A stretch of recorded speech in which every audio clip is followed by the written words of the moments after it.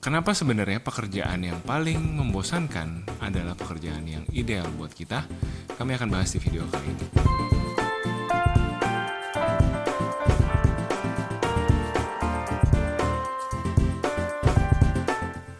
Hai guys, welcome back to our channel. Kembali lagi dengan gue Samuel dan ini istri gue Claudia. Kami pasangan suami istri kantoran dalam perjalanan memaknai financial independence.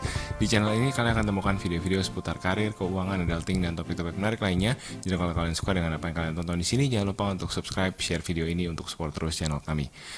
Baru-baru ini aku nonton video di YouTube yang timnas menang itu. Yang timnas menang. Iya ya, video ini direkam di pagi di mana timnas menang melawan Korea Selatan. Selamat buat timnas Indonesia, bangga banget. Meskipun kita nggak nonton langsung, tapi bangun pagi kaget gitu kayak, wow menang. Wow, lawan Korsel, raksasa sepak bola Asia. 11-10, adu penalti lagi menangnya. Jadi pasti deg-degan banget ya. Banyak teman-teman yang nonton bilang, gue nonton sambil asam lambung. gue ke-trigger lagi gitu. Jadi it's a fantastic win. Kami juga masih nggak percaya. Ya pagi ini kami nggak mau ngomongin itu. Hari ini kami ngomongin tentang. Tapi congratulations ya. Oh ya, sekali lagi congratulations ya buat teman-teman pejuang-pejuang kita di timnas sepak bola Indonesia. Pagi ini kami mau ngomongin bukan sepak bola ya, tapi kami mau ngomongin tentang pekerjaan impian. Jadi ada satu mungkin masa ya di mana SMA dulu kan, apa pekerjaan impian kamu kalau udah gede mau jadi apa, dan kita dibawa dulu waktu kecil. Pernah gak sih punya percakapan kayak gini ya? Keren-keren pasti ya, maksudnya bombastis presiden gitu kan. Ya, atau, jadi mungkin waktu SD pemadam kebakaran, astronot gitu-gitu kan. Itu punya pekerjaan impian. Kayaknya jarang gitu yang saya mau kerja kantoran gitu, kayaknya nggak betul pernah ya. Apa dokter karena ingin menyelamatkan orang gitu kan, nolong orang sakit. Jadi waktu kecil kita semua pasti punya pekerjaan impian ya. Tadi kita udah bahas ada astronot, dokter segala macam. Jarang ya orang punya pekerjaan impian mau jadi orang kantoran gitu kan. Tapi ada juga biasanya, oh ya saya mau kerjanya di Coca-Cola gitu kan. Perusahaan-perusahaan besar ya. Iya, yang perusahaan-perusahaan besar, jadi nyebut merek ya. Betul. Gojek pada masanya gitu kan. Unilever. Perusahaan-perusahaan teknologi pada masanya gitu. Nah, kami pagi ini ngobrol-ngobrol gitu dan kami merasa sebenarnya ada baiknya loh kalau kita itu tidak hanya berfokus karir kita mencari pekerjaan-pekerjaan impian ini di perusahaan-perusahaan yang besar.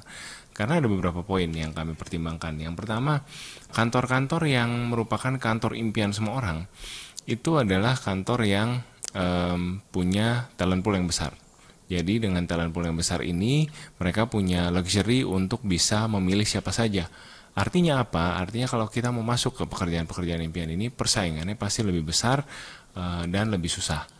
Aku ingat waktu kuliah dulu kepengen masuk ke PNG waktu itu dulu kan, PNG MT itu di Jepang. Jadi apply dari Jepang, tapi ini ceritanya MT globalnya mereka gitu kan, bisa apply online. Wah, setelah apply itu pada saat apply susahnya luar biasa karena ada psikotes, semua elektronik segala macam kan, internet gitu ya.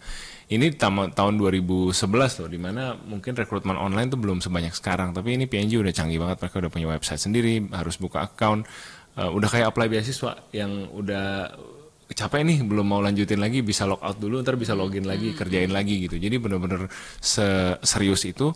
Dan aku tahu dari mana gitu waktu itu setelah selesai apply bahwa aku satu dari 30.000 orang lain yang apply gitu. Jadi benar-benar karena ini pekerjaan impian gitu kan, impian semua orang. Jadi sangat prosesnya tuh panjang gitu, prosesnya panjang dan susah dan kompetitif ya. Lah gitu. Sebenarnya nggak ada yang salah ya, kalau memang bercita-cita masuk perusahaan yang besar-besar seperti itu. Cuman yang harus diingat adalah it will be long and a hard journey gitu ya, dan mungkin di dalam pun juga sama kompetitif banget gitu orang-orangnya, dan untuk naik ke menjejaki tangga karir juga akan challenging lah ya, penuh dengan lika-liku. Nah tapi sebaliknya kalau kita kontraskan, kita masuk perusahaan yang boring nih, misalkan kayak perusahaan ya nggak mungkin B2B gitu kan, nggak terkenal, namanya nggak pernah kedengeran gitu ya, atau mungkin ada perusahaan-perusahaan apa ya udah boring aja gitu, bukan yang sering lalu lalang di LinkedIn gitu ya. Nah itu juga tidak selamanya buruk ya, bisa jadi sebenarnya ya mereka memang sudah bagus, sudah stabil perusahaannya, profitable, tapi memang tidak terkenal gitu ya, tidak terkenal di umum gitu, dan itu terkadang bisa membuat hidup kita yang berkarir, yang memilih untuk jadi karyawan itu bisa jadi lebih mudah gitu ya, karena ya mungkin yang daftar juga nggak sebanyak itu, nggak banyak yang tahu, jadi secara kompetisi lebih tidak seberat kalau kita mau masuk perusahaan-perusahaan besar ya. Betul. Dan jenjang karirnya juga mungkin sama seperti itu gitu, karena nggak di dalamnya juga nggak terlalu kompetitif. Chance untuk dipromot, chance untuk bisa bersinar dan contribute dan kelihatan oleh atasan-atasan itu lebih besar. Mungkin akan lebih besar ya. Mungkin akan lebih besar. Nah, poin kedua, kalau kita ngincernya perusahaan-perusahaan impian. Perusahaan-perusahaan impian ini tadi ya, karena poin pertama talent pool-nya besar, udah banyak orang yang mau apply. Nah, mereka bisa get away dengan, oke, gue nggak mau bayar kandidat gue semahal itu deh. Gue nggak mau bayar kandidat gue di atas market rate, karena toh brandingan company gue udah bagus. Udah banyak kandidat yang mau masuk ke perusahaan gue.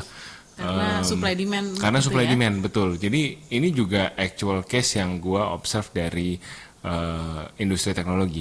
Industri teknologi di awal-awal lahirnya banyak perusahaan-perusahaan teknologi tahun 2014 itu gue termasuk yang tergiur untuk masuk ke industri teknologi. Lalu ada beberapa company yang gue pergi interview, ada perusahaan game, ada perusahaan ride hailing. Dan gue datang dari banking pada saat itu. Banking yang sebenarnya oke lah, base salary-nya standar, tapi dia punya benefit banyak gitu kan. Ada salary ya udah pasti ya. Cuman maksudnya gedung kantornya tuh bagus tempatnya di tengah, di jalur transportasi yang gampang gitu. Waktu itu dilewatin busway. Busway tahun 2011 belum ada MRT ya guys. Jadi kayak gampang lah turun dari halte busway langsung kantornya di situ. Terus juga benefit kacamata, health insurance, benefit dana pensiun untuk karyawan, benefit punya KPR dan segala macam. Nah, gue pikir oke, ini safe career tapi boring gitu kan. Ini boring dan gue kepengen karir yang meaningful. Nah ini kan anak-anak sekarang it's all about meaning kan. Kalau anak-anak sekarang ya mungkin anak muda ya. Dulu kita bilangnya passion kan. Mereka sekarang bilang it's all about meaning. Jadi akhirnya coba cari karir di bidang teknologi, dan yang bikin kaget adalah benefitnya itu relatif practically nggak ada benefit sama sekali. Jadi mau perusahaan game tadi, mau perusahaan ride hailing tadi, mereka yang digaungkan adalah selalu kayak ketemu orang yang tercuci otak gitu, kayak kita nih sedang mengubah industri Indonesia gitu kan, sedang memajukan bangsa Indonesia, sedang membantu rakyat kecil bisa menghasilkan kan, ride hailing kan bisa jadi tukang ojek gitu ya dengan aplikasi kami. Kita kayak ketemu orang-orang yang benar-benar menjual nama besar company-nya dan sangat bangga dengan company-nya dan nggak ada masalah dengan itu gitu ya. Tapi pada akhirnya kan sebagai kandidat kita lihat juga kebutuhan sekarang saya bukan hanya nama besar perusahaan, tapi oke lah itu bagus buat di CV, tapi bagaimana dengan asuransi, bagaimana dengan nanti kalau istri saya melahirkan, health insurance-nya nggak ada, adanya BPJS. Oke, gaji sih memang dinaikin lumayan waktu itu ya. Terus gimana kalau nanti istri saya mau melahirkan, kita mau bayar rumah sakit pakai apa? Anak vaksin di tahun pertama vaksin tuh bisa tiap bulan sejuta gitu kan. Jadi akhirnya nggak jadi masuk ke perusahaan ini, nggak jadi tergiur ke teknologi company gitu karena merasa udah balik ke boring aja yang lebih stabil. Nah, ini juga satu point of view ya yang mungkin aku mau share gitu. Ngelihat ke sekarang teknologi company juga tetap hot, juga tetap seru gitu. Tapi trennya berubah nih. Kalau sekarang tuh kebanyakan internship loh. Jadi kebanyakan tuh anak-anak muda di hire sebagai intern for a period of time, setahun, biasanya nggak diperpanjang gitu. Jadi kayak karena memang hot, karena memang semua orang pengen masuk ke tech industry. Jadi ya udah flash in flash out tiap tahun gitu, dan selalu masuk darah baru. Masuk darah baru, kayak ganti oli aja gitu di mobil gitu kan. Jadi is this healthy, is this good, I don't know, but that's the reality of the industry. Dan aku juga kadang-kadang ngelihat anak-anak ini gimana ya karir mereka nanti gitu ya. Mereka kalau ngejar stability, ngejar nanti kalau punya anak dan segala macam, ya mungkin ini karena milenial ya, tua kali Bapak-bapak, ya, bapak. Jadi tapi that's the reality. You want hot companies, that means you're competing with a lot of people, dan jadinya secara bargaining power kalian nggak sekuat itu gitu. That's point number 2. Poin ketiga yang tadi mungkin saya sudah bahas sedikit soal benefit atau pay ya. Sebenarnya kan kalau kita ngomongin benefit nggak gajinya doang ya, maksudnya kita ngomongin juga hari cutinya, terus ya tadi asuransi kesehatan yang gimana, ada KPR karyawan atau enggak gitu. Banyak lah yang kita ngomongin. Jadi kalau dari sisi benefit, bisa jadi benefit yang ditawarkan oleh perusahaan-perusahaan yang hot pop ini belum tentu lebih bagus dari perusahaan yang boring. Dan ya kita realistis aja gitu ya kan. Ya mungkin ada ya sebagian orang yang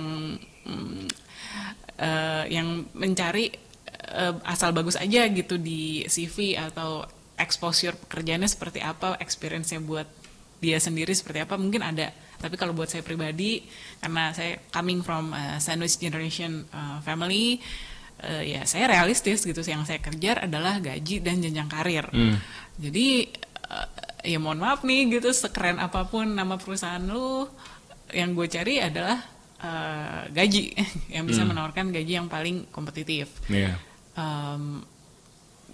Tapi gaji paling kompetitif plus tentunya yang demand-nya untuk, maksudnya kerjaannya, workload-nya juga yang reasonable gitu. Karena kadang-kadang gini juga, sering kan kita dengar ya di perusahaan-perusahaan yang wow tadi itu, teman-teman kita yang kerja di sana juga wah ternyata berat juga gitu, maksudnya demanding juga gitu ya. Jadi mungkin balik lagi ke masing-masing kita ya, sebenarnya apa yang kita cari gitu ya. Apakah kita mencari nama besar atau experience, atau misalkan ya ini saya kerja di perusahaan ini karena siapa tahu dikirim internship ke regional, ke Singapura atau ke Jepang, atau mungkin bahkan sampai ke Eropa, ke Amerika, ya bisa aja gitu ya, terbuka gitu mungkin di perusahaan-perusahaan yang lebih hot pop itu gitu. Tapi ya jangan lupa kadang-kadang perusahaan yang kelihatannya boring, yang B2B gitu, yang pabrikan, mereka bisa jadi dikirim juga loh untuk training ke sana gitu ya. Itu kan kita banyak kerja di manufaktur mobil kirim ke Jepang. Jadi maksudnya banyak juga perusahaan multinasional yang secara branding tidak seheboh itu gitu ya, tapi sebenarnya bagus gitu ya, bagus, networknya juga bagus, mereka appreciation ke employee-nya bagus, training programnya juga bagus. Jadi ya cari informasi sebanyak-banyaknya, jangan silau hanya sekedar untuk nama besar gitu ya, karena nama besar bukan segalanya. Dan nama besar bisa dibuat gitu. Marketing ya. Marketing, branding. Saya dulu kerja di employer branding, ya kerjaan saya begitu. Poin berikutnya adalah kenapa kamu nggak boleh silau dengan nama besar perusahaan dan mungkin boleh mempertimbangkan perusahaan yang membosankan, adalah karena what matters at the end of the day adalah orang-orang yang kamu ajak kerjasama setiap harinya. Ya, ada yang bilang bahwa people do not leave companies, they leave bosses. Jadi kita sebenarnya resign itu bukan karena nggak cocok sama perusahaannya, tapi nggak cocok sama bosnya, nggak cocok sama orang-orang di sekitar kita. Ini tuh benar banget dari pengalaman kami berdua 10 tahun bekerja. Brand perusahaan ya satu hal gitu ya, itu sesuatu yang bisa ditaruh di CV dengan mentereng dan segala macam. Tapi mental health, keseharian kita di perusahaan itu, kewarasan kita, kondisi kita pulang ke rumah itu bisa banget ditentukan oleh orang-orang yang ada di sekitar kita. Apakah orang-orangnya rockstar semua, dalam artian nih kalau company-nya keren, hot pop kata Tiklau tadi, artinya mereka akan attract orang-orang yang hot pop juga gitu, yang kepingin mungkin punya nama besar, mungkin merasa saya ini lebih penting dari perusahaan. Siapa saya ini lebih penting dari perusahaan. Mereka take their job personally. Mereka bilang ini lebih matter daripada pekerjaannya manajer sebelah sana dan lain sebagainya. Karena ada orang-orang yang merasa they are bigger than the company gitu. Nah, you want to be careful around those kind of people. Karena at the end of the day kami percaya kerja itu cuman ya kerja just to get food on the table. Betul ya? Apa saya doang ya? Buat saya gitu. Jadi kayak merasa dulu juga pernah ada di fase dimana kayak gue tuh penting banget. Gue tuh hot pop. Gue orang yang kalau gue cabut kolaps nih company segala macam. Ini siapa yang megang? Nanti siapa yang megang gitu. Ternyata begitu gue cabut nggak terjadi apa-apa. Ya udah di shifting aja kerjaannya. Ya ada lempar ke si A, si B, si C gitu. Jadi kayak apa ya, at the end of the day you're just working, you're just doing what's given to you within your box gitu ya. Kamu dikasih kotak ya kerjain itu. Jadi be careful kalau ketemu orang-orang yang rockstar di kantor, yang merasa pengabdian yang luar biasa dan berlebihan ke kantor akan membuat hidup semakin hidup gitu ya. Enggak semua orang seperti itu gitu, dan ada fasenya juga kita mengejar hal-hal yang seperti itu di kantor, ada fasenya juga kita tidak, kita pengen kita pengen kerjaan hobi kita pengen ada waktu sama keluarga, work life balance dan lain sebagainya. Jadi think about the people you work with gitu. Aku nggak bilang pasti boring company isinya adalah orang-orang yang lebih stabil, nggak tentu juga gitu, tapi at the end of the day kalau kita terlalu silau dengan nama besar perusahaannya, nanti kita bisa ya udah deh nggak apa-apa deh, asalkan saya bisa masukin nama perusahaan ini di CV saya korban mental health gitu. Itu juga sesuatu yang kita mau berhati-hati teman-teman. Iya. Ya selain mental health sebenarnya juga harus dipikirkan ya itu ya, maksudnya kita growing atau enggak gitu di company, karena ya throughout my career I realize juga yang bikin banyak saya bertumbuh adalah bos-bos saya gitu yang suportif ya, bos-bos yang memberikan kesempatan training, bos-bos yang kalau kita bikin salah masih dodol nih, masih junior, tapi mereka bukannya marahin tapi ya maksudnya diajarin gitu ya, dikasih kesempatan untuk memperbaiki, dan ya itu kan yang bikin kita jadi. Dodolnya Duren apa Garut? Dodol.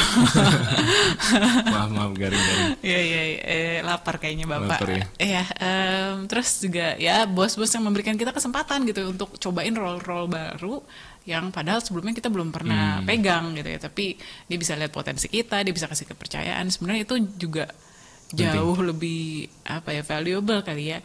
Mungkin kalau di perusahaan yang terlalu besar gitu ya, yang itu mungkin susah gitu ya, susah kita kelihatan gitu. It's just like small fish in a very big pond gitu kan, atau versus do we want to be a big fish in a small pond. Ya mungkin juga ini balik lagi kembali ke tadi ya, personality, balik juga ke fase hidup kita gitu ya, karena kalau saya looking back waktu masih muda sekarang kayak udah tua banget ya, maksudnya waktu masih fresh grad itu kan memang masih berapi-api ya, maksudnya kita masih tenaganya masih banyak ide-ide segar gitu ya, masih bisa lembur-lembur tiap hari, bisnis trip Sabtu Minggu juga kuat gitu. Tapi once I have kid, once I have baby, rasanya itu doesn't matter anymore gitu. Walaupun itu perusahaannya lebih keren namanya, walaupun mungkin gajinya atau benefitnya itu lebih bagus, tapi yang saya cari udah beda ya, bukan lagi karir mentereng, tapi lebih ke ya udah yang stabil aja deh, yang bisa pulang tenggo, yang kerjaannya kebaca gitu ya, maksudnya nggak tiba-tiba aja udah mau pulang ada meeting gitu. Aduh, itu kalau udah punya anak sih kayaknya ya nggak tahu ya, kalau saya rasanya sih kayaknya udah nggak bisa lagi kerja seperti itu. Dan daripada nggak adil gitu ya sama perusahaan, kan perusahaannya pasti bayar kita udah ada ekspektasi ya, maunya kamu perform seperti ini nih, siap lembur seperti ini nih ya. Kalau memang nggak siap ya mendingan sih resign dan coba cari perusahaan baru gitu ya, maksudnya biar fair juga ke perusahaan gitu. Kita cari yang benar-benar ya sesuai dengan kondisi fase hidup kita saat itu. Yaitu kalau dari saya, kembali lagi maksudnya perusahaan boring in the end works better for me itu, karena ya yang saya cari sebenarnya stability aja sih, terutama di fase hidup yang sekarang. Ya. Jadi itu alasan-alasan kenapa mungkin kamu perlu perusahaan yang boring, mungkin kamu perlu berhenti melihat branding company, tapi mulai melihat apa yang sebenarnya kamu butuhkan sih dalam karir, karena nggak semua orang membutuhkan hal yang sama. Tapi kalau kamu ada di fase di mana oke, saya lagi building portfolio, saya lagi building CV saya dari nol, ya mungkin nama-nama besar ini boleh dikoleksi, tapi at the end of the day, think about what you want out of your career, karena sama semua perusahaan, mau namanya keren mau tidak, bayarnya sama-sama pakai rupiah. Kalau kamu sakit masuk rumah sakit sama, asuransinya sama, tinggal bandingin benefitnya aja. So think about that as well. Aku sering bilang you have to be selfish in your career. ya mungkin tidak perlu se ekstrim aku, tapi ada baiknya juga kita mikirin hal-hal ini, karena yang hanya bisa look out untuk diri kita ya hanya kita sendiri gitu ya at the end of the day. Oke, mudah-mudahan video ini bermanfaat. As always, thank you so much for watching. Kalau kalian suka dengan video ini, jangan lupa untuk subscribe dan share video ini ke teman-teman kalian. Thank you for all your support. Take care and see you guys in the next video. Bye bye.